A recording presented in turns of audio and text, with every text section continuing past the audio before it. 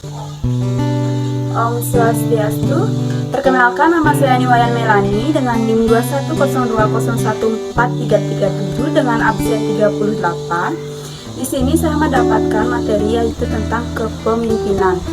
Baik, saya akan menjelaskan sedikit tentang kepemimpinan. Kepemimpinan yaitu suatu keterampilan praktis yang mencakup kemampuan seseorang atau sebuah organisasi untuk memimpin atau membimbing orang lain, tim atau seluruh organisasi.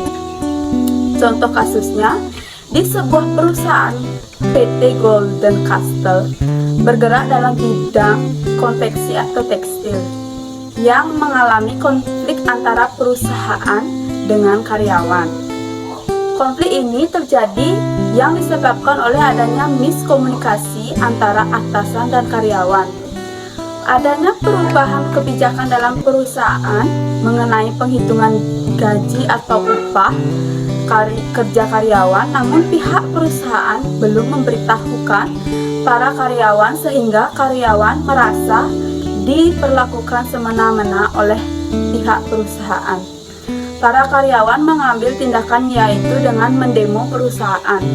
Namun, tindakan ini berujung pada PHK besar-besaran yang dilakukan oleh perusahaan.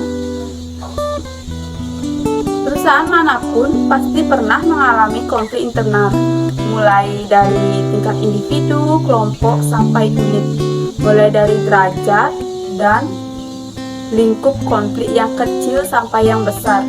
Yang relatif kecil seperti masalah adu mulut tentang pribadi antar karyawan, sampai yang relatif besar seperti beda pandangan tentang strategis bisnis di kalangan manajemen.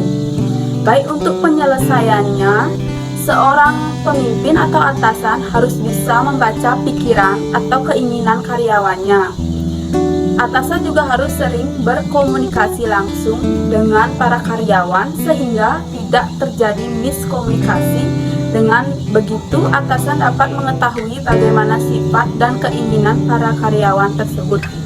Dalam mengubah kebijakan mengenai perhitungan gaji atau upah kerja karyawan, seharusnya ikut dibicarakan dengan para karyawan, karena perubahan kebijakan dalam suatu perusahaan harus segera diberitahukan kepada pihak yang bersangkutan, termasuk para karyawan juga apabila mengenai gaji.